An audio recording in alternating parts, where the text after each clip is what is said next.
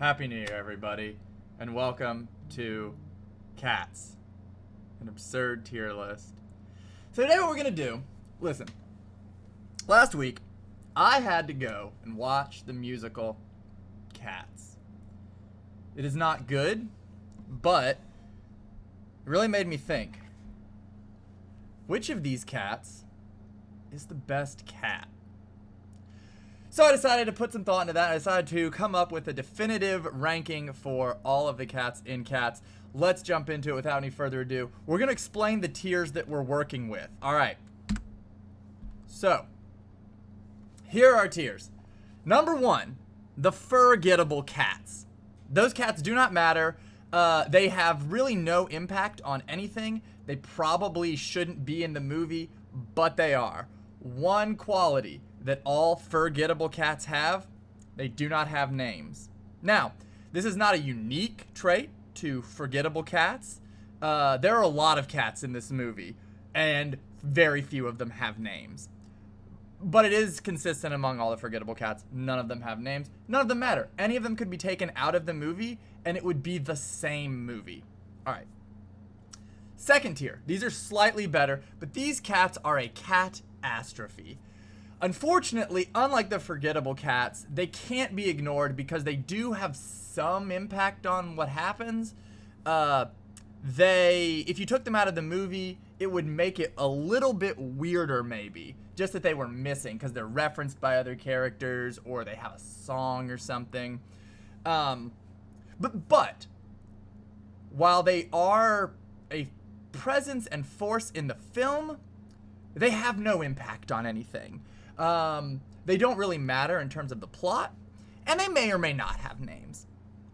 Okay, so these two cats that we've talked about so far are not even contenders for what is ultimately the most important thing. What we're going to do, we're going to rank our very own Jellicle ball. We are going to decide who we're sending to the Heaviside layer. All right, now, in Cats, I'll say that this tier list is not a substitute for watching the film Cats, but it is something you can do instead of that.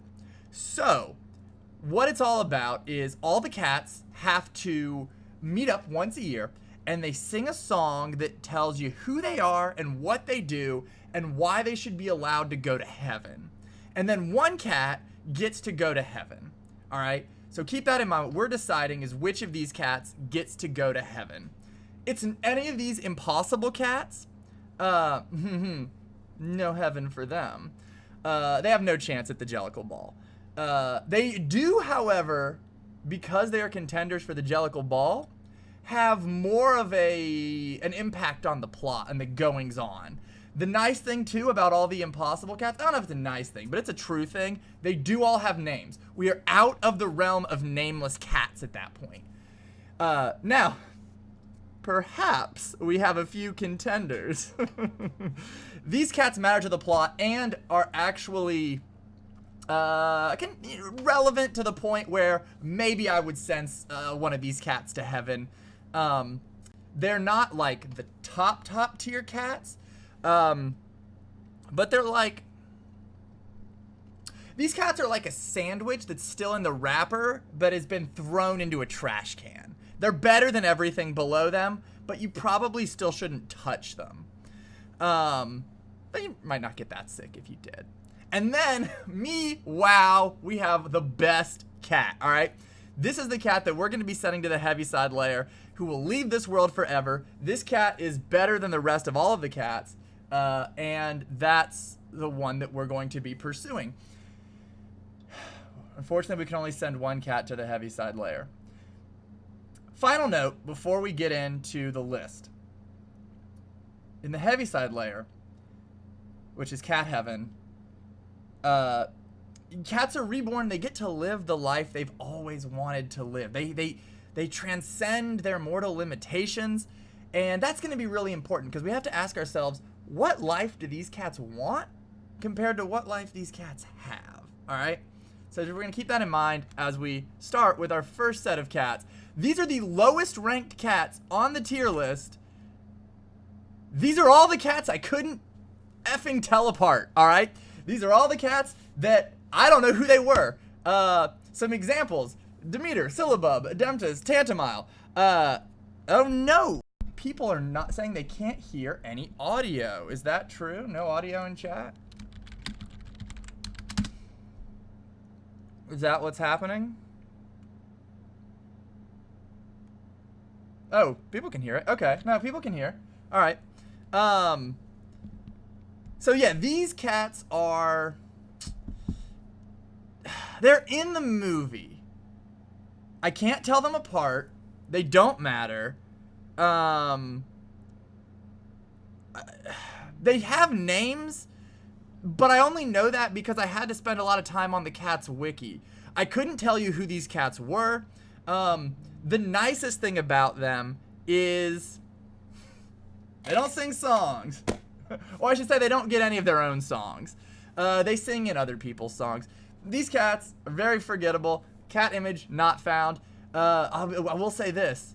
It was actually surprisingly hard for a film that had a $19 million budget. It was very difficult to find images of many of these cats. It's very unpopular. And we're gonna progress onward. The lowest cats that actually have names are Plato and Socrates. These are some Beat Boy cats. They just do some dancing. They don't sing, which is kind of nice. They do some cool dancing. As far as dancing goes, oh, I'm sorry, I was wrong. It was a $95 million budget. It's a lot of money to spend on a very bad movie. These cats are cool. They dance. They wear shoes, which is a point that I'm going to be talking about a lot throughout this tier list is when do clothes get incorporated into cats? Here's the thing about Plato and Socrates. They don't matter. You could take them out of this film, and it would be the same. It would would miss like one moment where they do some like, and I thought that was kind of cool. They're good dancers, the actors playing them, but I had to look up their names on the wiki. The only reason I know they have names is because they're like twins and that kind of thing. Yeah, they only wear them during the breakdancing scene. Also, they wear shoes, but only shoes, which is a problem because it means they know about clothes, but are choosing to ignore them. So that's why Plato and Socrates get ranked in the forgettable tier. All right, not very good for these cats. Next up, we have Cassandra. All right, now, Cassandra is a bully.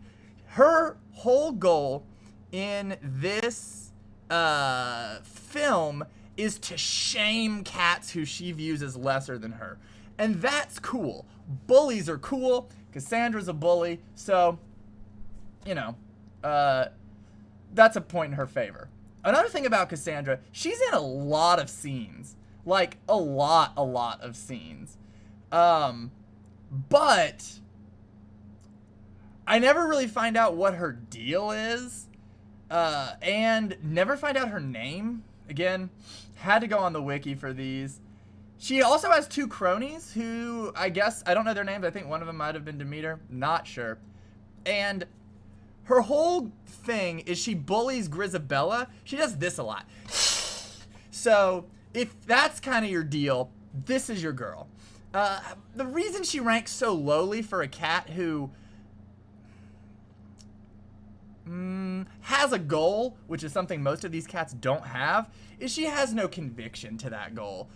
She backs down so fast when one person tells her bullying isn't cool, and then she's like not in the rest of the movie. So, Cassandra, I'm sorry, but you think you're gonna win the Jellicle ball? Forget about it.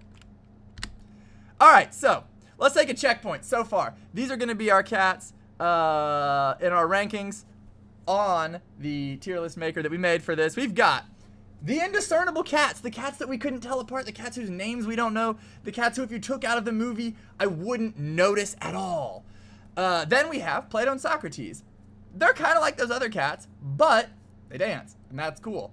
And then there's Cassandra. She's a bully with no conviction. She's a coward like all bullies. And unfortunately, if she was a brave bully, I would have rated her a bit higher on this tier list. She could have been a catastrophe if she really put her mind to it. All right. Now let's get into some cats where there's going to be a little bit more to say. Starting with Alonzo. All right, now Alonzo's a stand-in for another cat too named James. Here's the deal about these cats. They actually have names that are referenced in the film, and they dance around a lot during the Jellicle song. Cats have 3 names, all right? And number 1 is the name humans call them, okay?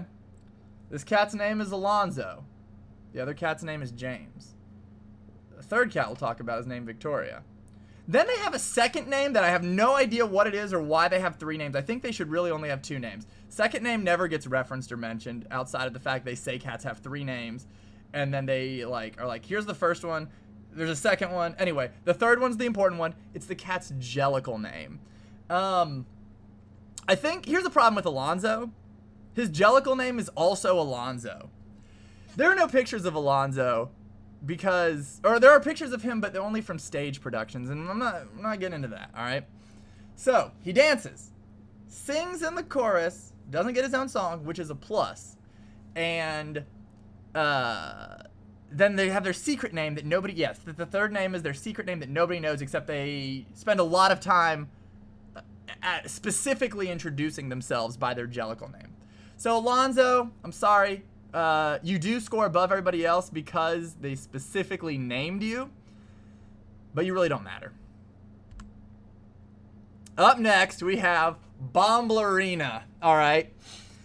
This one really pains me because this is Taylor Swift, and she comes down on this crescent moon, and she sings. Here's a reason Bomblerina's not higher on this list, because this cat actually has some redeeming qualities compared to the other cats. Everything I should say in this is relative. When I say somebody is good, I just mean they're better than the other cats. None of them are actually good, okay? Most of them are actually bad. So the thing about Bomblerina, comes down, sings well. Taylor Swift, good strong singer, right?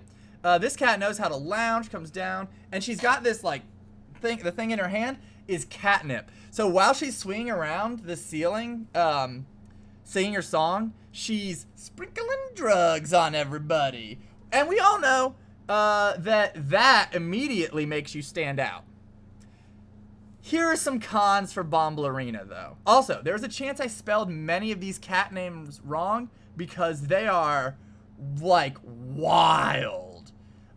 These names are like, poof.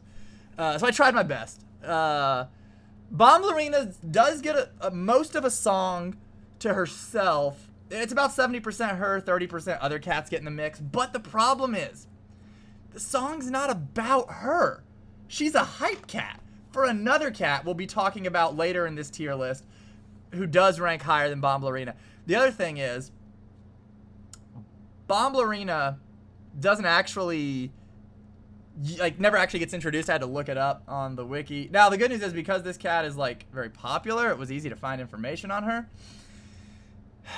And finally, look, drugs are bad, okay? I can't glorify drug use recreationally when you're also spiking all the other cats' oxygen. So that's kind of a bummer. This is a tier list for all of the cats in the film Cats. We're going to go through and talk about which ones are good, which ones are bad. If you're joining us late, that's okay. We got a couple of checkpoints throughout this list. We just finished talking about Bomblerina. Now we're going to go on to the next cat, Monkastrap. All right, I have so much to say about Monkastrap. Here's the deal. Monkastrap is HCIC, head cat in charge. Now I know what you're thinking. You're thinking, oh, but Kevin, Old Deuteronomy's actually the boss cat. No. Old Deuteronomy is a figurehead, and Monkastrap is actually the one who bosses people around. There are many points in the film where he threatens people with violence. And you can actually see in this scene right here, he's like, hold up. He's like literally shushing another cat, which is an amazing thing to do in a musical where everybody sings the whole time. Yes, okay, now Peebs has hit on why this cat is ranked so low. We've never heard of him. They never say his name. This guy is actually in He's like in 80% of the movie. He's got that much screen time. He has a lot of dialogue by cat standards, but not a lot. And he never explains like what his deal is, what he's after, what he's interested in, what his name is. All I know is the other cats fear him, and that's cool. So I guess mystery is kind of interesting. The reason he's ranked so low is he doesn't really seem to have any personality to himself other than being the boss. But he's like not officially the boss. And I was curious enough about him that I had to go to the cat's wiki, and that is a dark place. And that's what made me decide to make this tier list, was when I realized how many cats there are. So it's kind of Munkustrap's fault that I had to work on this. This took me probably like a full 8 hours to put together, and I had to learn a lot about cats, and it's Munkustrap's fault that I did that. If they ever said his name, I would probably have ranked him higher, but they didn't. So, low on the list. And finally, we have Victoria. Okay, so I have to take a minute to explain Victoria's deal. The pro to this cat is she is as dumb as me. She knows nothing about cats, which is great because I knew nothing about cats, which means everybody else has to explain things to her. The problem is they start explaining things to her, which is like the whole first half of the movie is just them trying to like tell her what the deal is. Second, kind of the cool thing about her, she's up for anything, which means like she'll jump like into a house and like rob it with some other cats we'll talk about later. She does some light thievery. She questions authority, which is the only person to do. Yeah, she's an audience standard. The reason we include her is because she has a lot of scenes where she goes from one group of cats to another group of cats and like tries to bring them together. She's the protagonist of the film in that she forces the action more so than I guess the fact that it's like on a deadline. There's a ticking clock in the film, which is you have until sunrise to pick which cat gets to go to heaven. One of the things that I don't like about Victoria, she never gets a Jellicle name. Why include her at all? Okay, you're asking a question we're going to come back to later. Why include them at all? This cat is okay. Victoria has a really tough issue. You have to be a very talented dancer to play Victoria.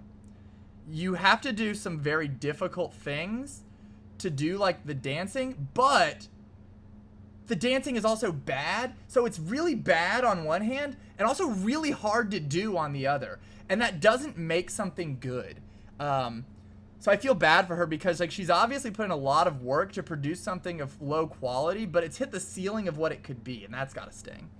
Some other cons about her. She drinks the Kool-Aid. Look, the movie opens up with somebody driving in a car. They've got a bag. They like spin around over their head like they're Petey Pablo, throw it into this alley, and inside the bag is Victoria. They just dump this cat in this alley, and all the other cats like creep up on her and they tell her the whole Jellicle deal.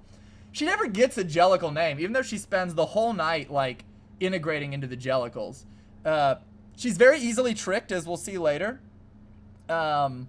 She gets made the fool of a couple of times, and that's ultimately because she never gets a Jellicle name. I can't rate her higher. Also, she has no chance of winning the Jellicle ball. Let's be honest. Like, it's for cats who are trying to ascend this life, and that's not what she's about.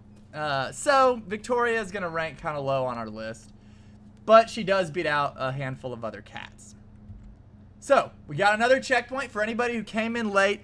Here are the cats that we've already rated. In the forgettable tier, these are the worst, least important cats. We've got all the cats that I couldn't tell apart. We have Plato and Socrates, they're the Beat Boy cats, they dance cool. Then we have Cassandra the bully cat. Then, in the catastrophe, these are the cats that had a modicum of potential and it was all squandered. We've got Bomblerina, who was the bomb when she first came down and then nothing happened from that. We've got Munkustrap, who does Monka slap the other cats into line several times, which I appreciated. But he also made me go to the Cats Wiki, so down on the list.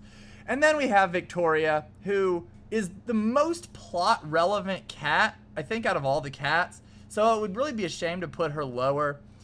But she's not a Jellicle, so she can't really compete. The 3 tiers above this is when things are going to start to really get wild, because these are the cats who are actually competing at the Jellicle Ball. And nobody below this really was. So, let's look at our contestants. First up, we have Old Deuteronomy. Alright, Old Deuteronomy is technically a Jellicle cat. Old Deuteronomy is the figurehead boss of the cats. This is the cat who gets to choose which cat doesn't have to live their cat life anymore and gets to ascend to the Heaviside layer where they live the life of their dreams.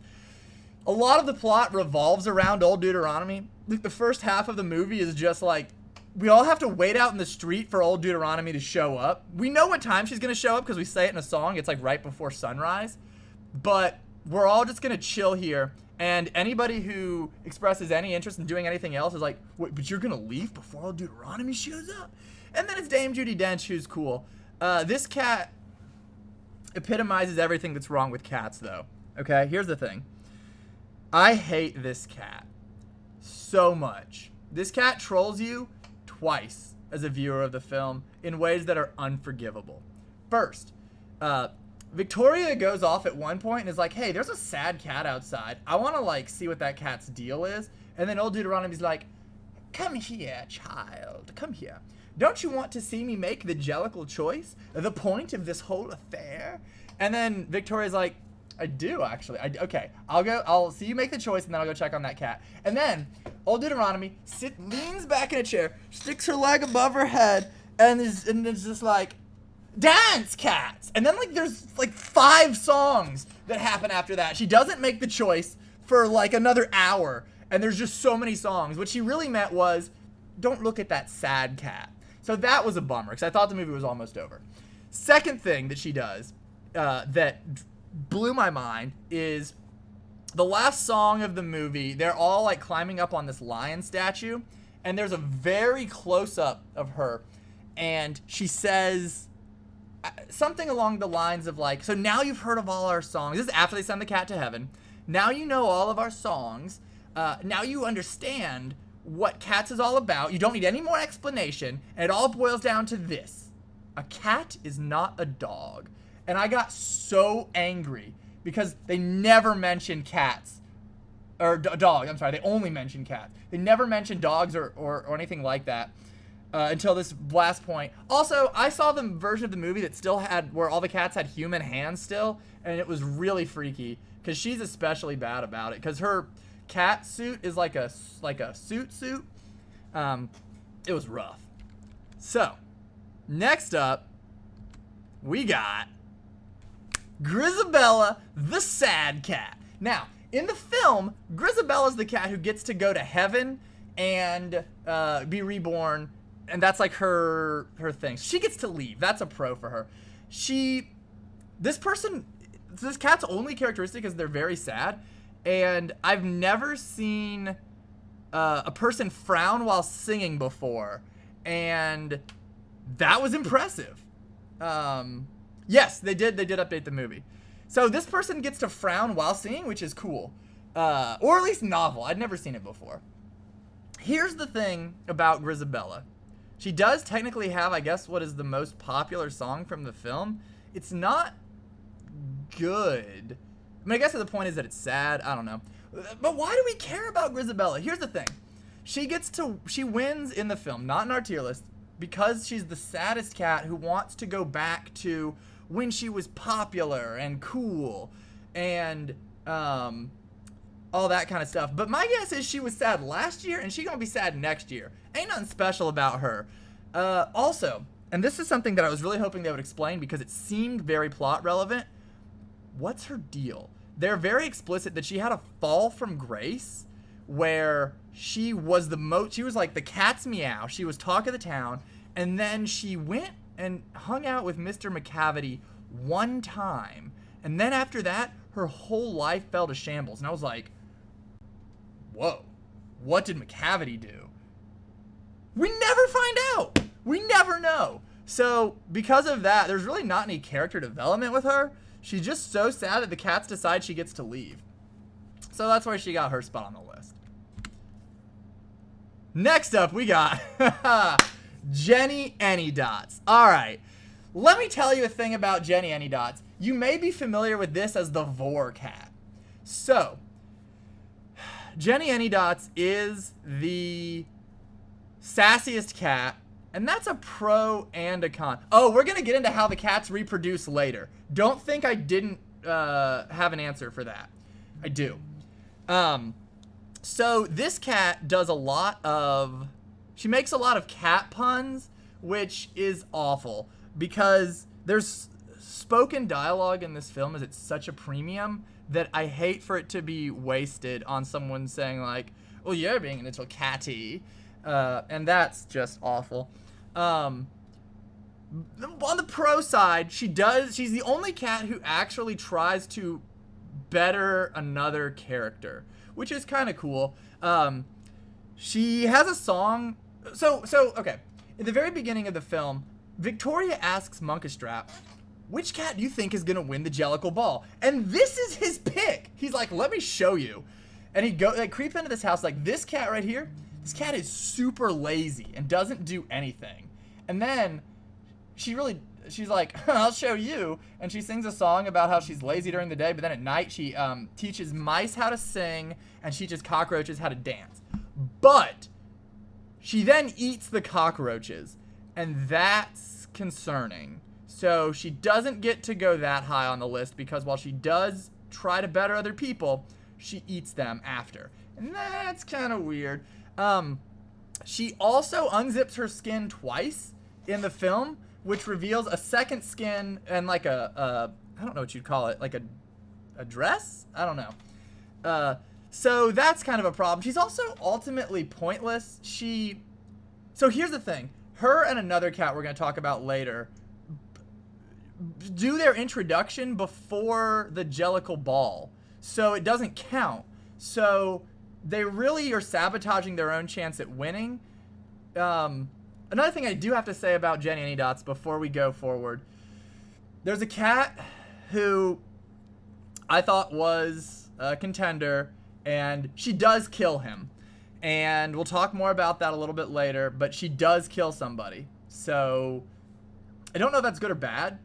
It just happens. Well, we're not sure he dies, but it seems likely. It's kind of like Batman doesn't kill anybody, but like he did like off a building. So anyway, that's Jenny Anydots. She ultimately doesn't have any impact on the film other than to make snide cat puns during the interim between songs, and that time is precious. And then we have Skimbleshanks. So the reason Skimbleshanks, he was initially going to be a lot lower on this list for me, but it taught me a valuable lesson, which is to admit when I'm wrong. I thought this cat was bad. Turns out a lot of people like him. He's the railway cat. I'm sure you can tell from looking at him. That's his thing. Every cat has a thing. Yeah, he wears overalls. One thing that I like about Skimbleshanks is he follows the rules of the Jellicle Ball. He waits until it's his turn, then he sings his song that does the thing where he introduces himself and tells you what he does. And then he kind of goes away. We'll talk about it later, but there's an antagonist in Cats, obviously, who's he's snatching all your cats up, and he snatches them up pretty much right after they all have their song. So he snatches up spoilers. He snatches up Skimbleshanks. Here's some cons. Here's why Skimbleshanks isn't higher. Number one, him in particular, but this movie has some issues with animation and scale. And his song is extremely bad about it, where the cats change size scene to scene relative to their background a lot. Yeah, there is a catnapper. Second issue with Skimbleshanks, he's got no reason to ascend, baby. Everything is great for the Shanks.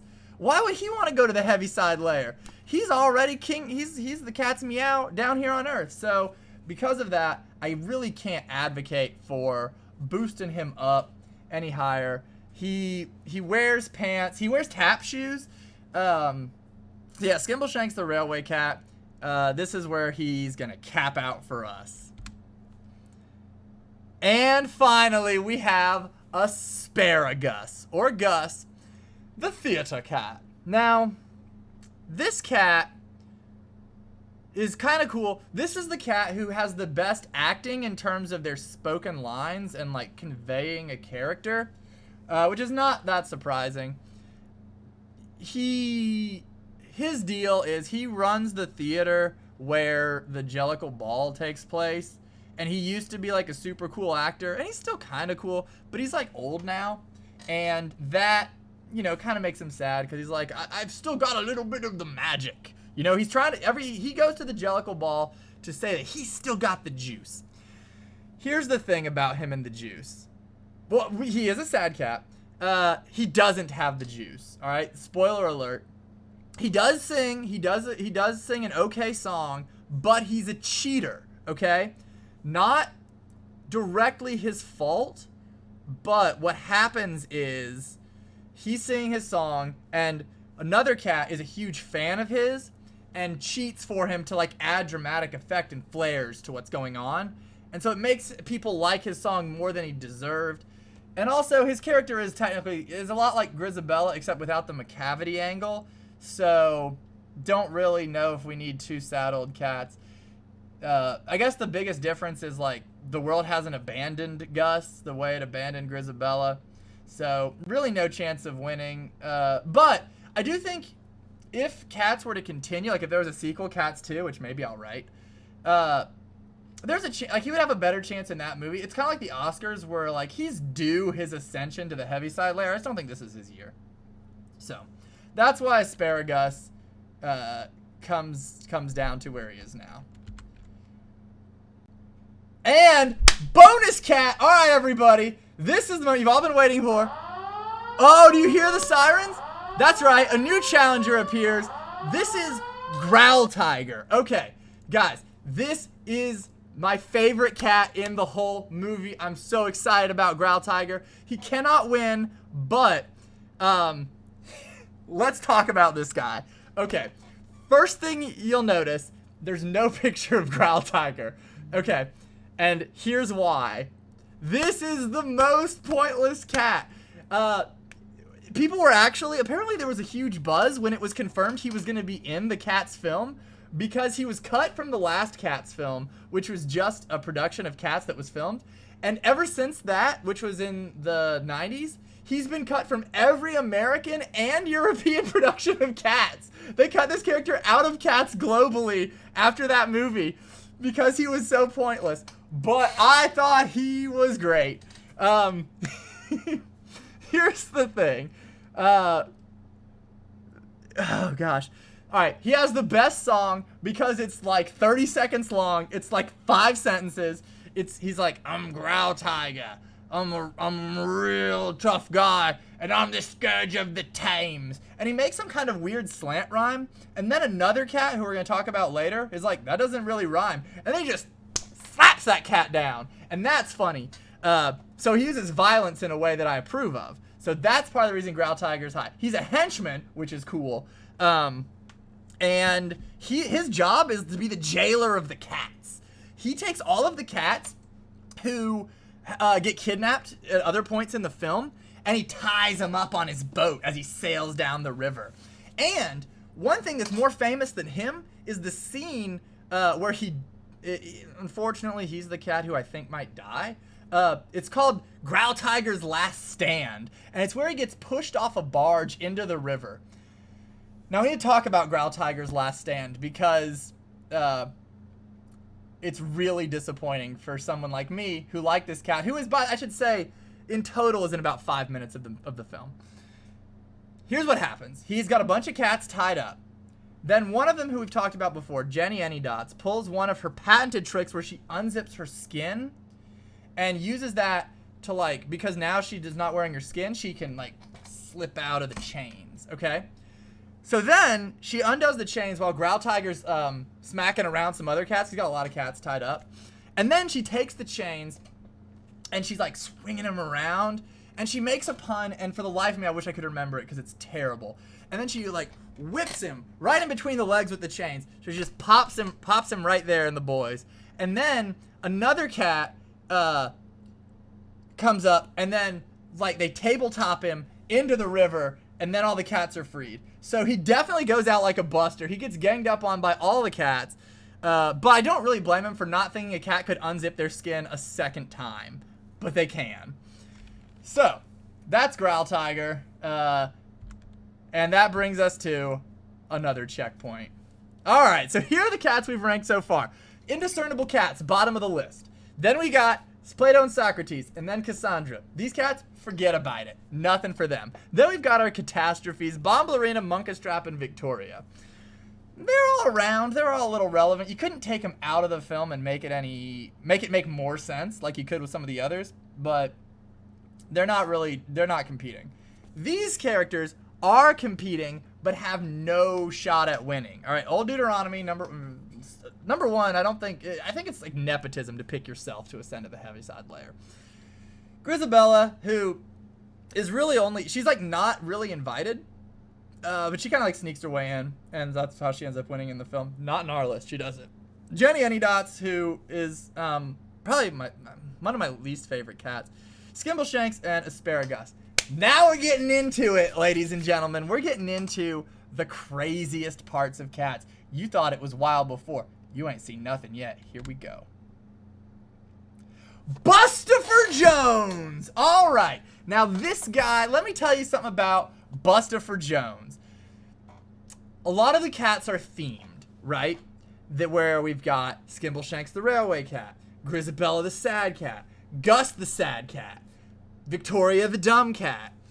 You know, all of them have a thing. Bustafer Jones's thing is he's rich and he's fat, and he don't feel any sort of shame about it, all right? He feels no type of way about that, and I respect it. Bustafer Jones is just doing him. The other thing I like about him is I think they made it a Fairly Odd Parents joke, or maybe Fairly Odd Parents made a Cats joke, but when he's getting dunked on by the villain cat, who we'll talk about later, he keeps calling him the Cat and Spats, and I thought that was cool. But then he's like, it's like a weird sub thing where he gets like they're dunking on him so hard, he's like, I like being the Cat and Spats. And then also the other thing is like, his personality is so one note that it's just that he's fat, that there's never a scene where he isn't like digging through trash to like eat like a Flintstone style meat on a bone. And that's kind of crazy. So maybe it's better if cats don't have a personality. He also commits the cardinal sin that Jenny Anydots commits. Not of eating somebody, but of doing your song too early. So what that means is he does all of his, he like can't wait to do his introduction and show everybody that like he loves to eat. So he does it before the Jellicle ball starts, so he gets disqualified. So sorry, Bustafer. If you had done that during the ball, I think you could have been a contender. Next up, Mungo Jerry and Rumpleteazer, and I don't know what to say about these guys. I put them as a pair. They're wild. All right. Their thing is they like to do crimes, which is cool. They break into houses just to break stuff and then steal some stuff. They're kind of like the chaos twins of cats. They also, during the song where Bomblerina is sprinkling catnip on everybody from above, there are a couple cats who like catch wise to what she's doing and they try to avoid her. And then Mungo Jerry and Rumpleteazer run around the audience like chloroforming people. And that's kind of funny. So they're definitely bad dudes. They trick Victoria, like pictured here, into going on a jewelry heist with them, where then they bail on her and leave her to take the fall for it, which is kind of cool. They're definitely goons, but they've got a lot more personality and pizzazz than the other goons, which I like about them. So, pros, I would say they do crimes, which are cool. Cons, I don't think you can't really double up on your Jellicle cats. You can't both go to the Heaviside layer. And here's the thing. If, like, let's say Rumpelteazer got selected to go, right? Rumpelteazer got to live their best life. Mungo Jerry would have no personality, and vice versa. These cats rely on each other, and that kind of holds them down, in my opinion. So, sorry guys. But, I liked your style. Next up, we got the one, we got the only, Rum Tum Tugger. Okay, now, show of hands in chat. If you are not familiar with cats, if you've never seen it, never read about it, let me know. Because Rum Tum Tugger is probably the most infamous cat. Where to begin? This is the bad boy of cats. This is the cat that everybody on the internet claims to be attracted to, okay? His thing is he bursts into the scene. Everyone's like, oh my, is that the Rum Tum Tugger? It's weird that they always call him the Rum Tum Tugger, but the is not capitalized. Also, like all the other cats with multiple word names, or I should say, unlike them, his name is 3 names, so. Anyway. But here's the thing about him. This cat can get it, alright? Not only is all the audience very attracted to this cat, but also all of the other cats are attracted to this cat. At one point during Bustopher Jones's song, which comes after Rum Tum Tugger has introduced himself and then disappeared to go off and do some stuff, Bustopher Jones is trying to do this like joke where he gets on one side of a seesaw and some other cats jump and they like shoot him up into a barrel or whatever. And eventually they're able to do it after just a series of infuriating fat jokes. And they bounce into the barrel, and in the barrel is Rum Tum Tugger with a bunch of honeys, and he's just like, they're all lounging like in this cat bed, like you know what's going on, and he's just like, and they don't even mention it. So that was wild. And then here's the thing though about him.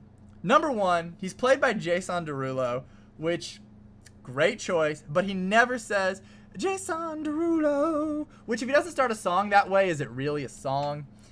And then second, this cat is infuriatingly fickle, right? Like his way of showing that he's a bad boy is by whatever you give him, he wants the opposite. And that just makes him so annoying because that rule, his like twisted bizarro logic of whatever you give me, I want the opposite, applies to himself, which means he's constantly going back, like doing something or saying something and then going and doing the opposite in this like Sisyphean tug of war that Rum Tum Tugger catches himself in.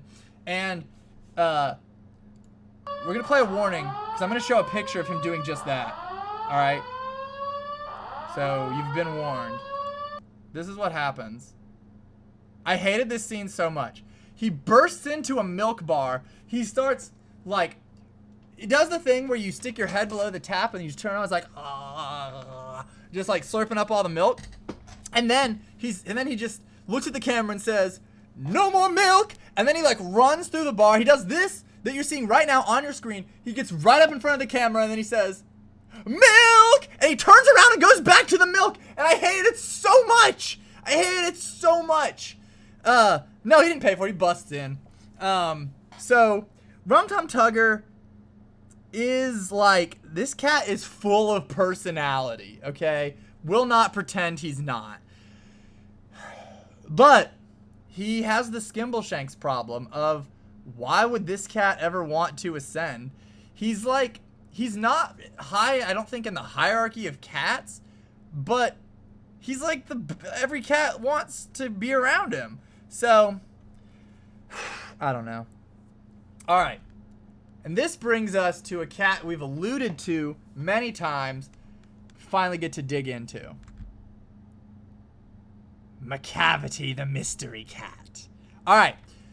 Let's talk a little about Macavity the Mystery Cat. This guy looks pretty cool, all right? It's Idris Elba. He's got a cool hat and jacket, and he spends a lot of time like up in the rafters looking down on the cats, and it's always this weird like, it looks like a scene from The Dark Tower every time he's on screen for a while, all right? This cat has his downfall. But, like, the character design is pretty awesome, especially in the first scene. I was like, oh, this is, like, the most menacing cat I could imagine. He also spends a lot of time making the other cats go away. He does this thing where he tricks them into coming up and talking to him, and apparently once he's done that, he can swoosh, and then in a pile of sand he can teleport them to Growl Tiger's ferry, and then they get tied up. So, but the thing is, all the cats, like, know about him, and there's wanted posters of him all over the place. That's actually a plot point early in the movie. And so I don't really know why any of them fall for it, but, like, he lures Bustifer Jones into... Actually, he makes Bustifer Jones fall through a pipe by putting a trap that's like a picture of a bunch of shrimp on a pipe, and then he jumps on it, and he's like, whoosh! And he zips into the ferry. And then he, like, tricks Asparagus by being like, oh, I'm a big fan. Come and sign my yearbook or whatever. And then when he does... He signs the autograph book, and then he just goes, McCavity, and they both disappear into dust and smoke. It's very crazy. And then, yeah, so he just goes around stealing all the cats. He steals a bunch of cats during the song about him, which he's not in, which is a little weird. But here's the thing about McCavity, the mystery cat. Yeah, it's not a mystery. Oh, at one point he approaches Victoria, the only cat who shouldn't know him, and is like trying to snatch her up. He talks about how, like, I don't know why all these other cats are singing because we know McCavity's gonna win the Jellicle Ball this year. And then she, like, looks over 2 feet to her left and is like, that's a wanted poster review, bruh. And then she runs away from him, but he's like disappeared or whatever. I don't know his deal. But I just don't understand how he can sneak up on anybody, because even the cat whose characteristic is not knowing anything figures out who he is within less than 30 seconds of meeting him. So I don't know how all these other cats, who know him so well that they ostracize one cat for hanging out with him once for years, that they get tricked by him. So, is cool, makes the other cats go away, is actually kind of menacing. It's hard to capture in this tier list. Like, the first couple scenes with McCavity are very cool relative to cats.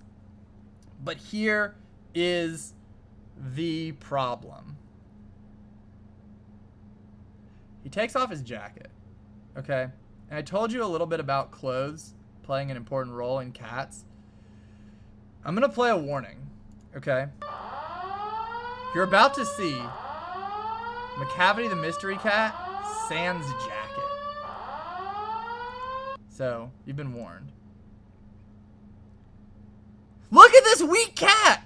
He's the only cat who manages to look naked the whole time. And it's so weird. He takes it off, and it's like they found a way to make Idris Elba not cool. And as soon as he takes off his jacket, he loses all of his swagger. He like becomes a total, like, he's just like so into the Heaviside layer. Yeah, this cat looks weak. This cat is he just like runs around and starts like pleading to be sent to heaven. At one point they send another cat up to heaven in a balloon, and he tries to like grab on to the rope, and he's like, ha ha ha ha, McCavity's finally gonna do it. He's going to the Heaviside layer. Oh no, I'm so weak I can't hold on to the rope. And then he like falls and like bangs his junk on a statue, and that's like his comeuppance is another person getting slapped in the nuts joke is for McCavity. And it's just like, bruh, why didn't you just keep kidnapping people from the shadows? He was trying to win the Jellicle Ball by default. He becomes, like, his character just erodes in that moment. It's all I could expect from cats. And that brings us to our winner, as much as there can be a winner. The cat above all the other cats, the cat who is going to become numero uno, the cat that we, in this chat, are sending to heaven. Here we go, everybody. Let's all give it up for the magical Mr. Mistopheles. That's right, there's a magician cat. There's a lot of magic in this film. So here's the thing. Here's why we're picking Mr. Mistopheles. 2 reasons. Does magic and experiences character growth. In this film, Mr. Mistopheles is not a good magician, is the beginning. He's like, oh, none of my tricks work. Yeah, there's a magician cat, you know it. He's like, none of my tricks work. Which is, but like his whole thing is like he wears this outfit and he like does a magic wand. He does magic a lot throughout the show, even though none of his tricks work. But a lot of it is like simple stage magic where he like flips some flowers out of his wand or whatever. But then at the end, they're like, Macavity has stolen all the cats to Growl Tiger's ferry. How do we even get him back? Like, we can't continue the Jellicle ball without old Deuteronomy. And they're like, well, if magic took him there, magic can bring him back. And then all of a sudden, Mr. Mistopheles is like, but I can't do magic. Now, keep in mind, earlier in the film, he cheats during Asparagus's song by like doing a lot of magic to make Asparagus try to look cooler because he's a big fan of his. He's also got this weird thing where it's like they're trying to build up that he's getting into a relationship with Victoria, but they do it entirely silently by having them stare at each other in different ways in different scenes. And then they like get very close and stare at each other in the final scene. He does cool magic where he takes off his hat at one point and sprays playing cards out of it like a fire hose, which I thought was pretty cool. And he flies around a lot. But look at him. This guy is a buffoon. This scene right here is the coolest he ever looks. It doesn't get better. We talked earlier about how do the cats procreate.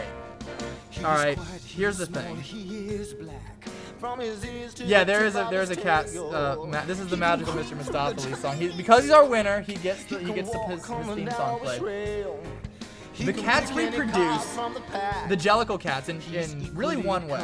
First, you can adopt new Jellicle cats. That's not really reproduction, but if a cat gets thrown from a bag, like in a bag from a moving car into an alley, you can bring him in. But if you want a new Jellicle cat, what you do, you don't do it the Rum Tum Tugger way.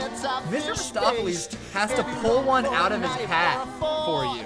And one time he pulls 7 kittens. No, by one time I mean in the movie, he pulls out 7 kittens from his hat. He's like, here's some new cats, which is crazy.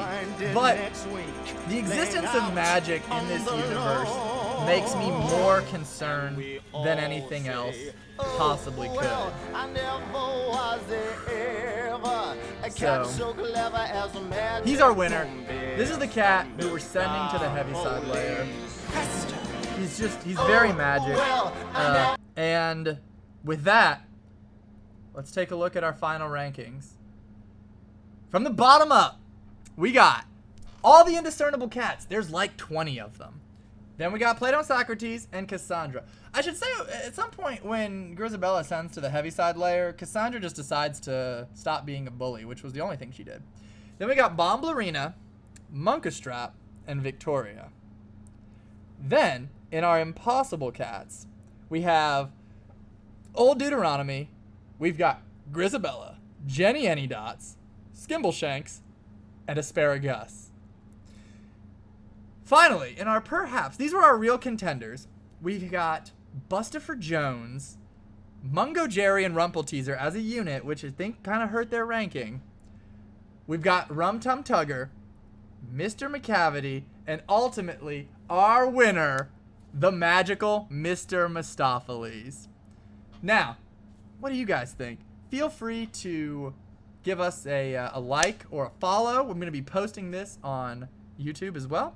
And you can put your own cat rankings there. Tell me what you think about cats. Like I said, this tier list is no substitute for seeing the film.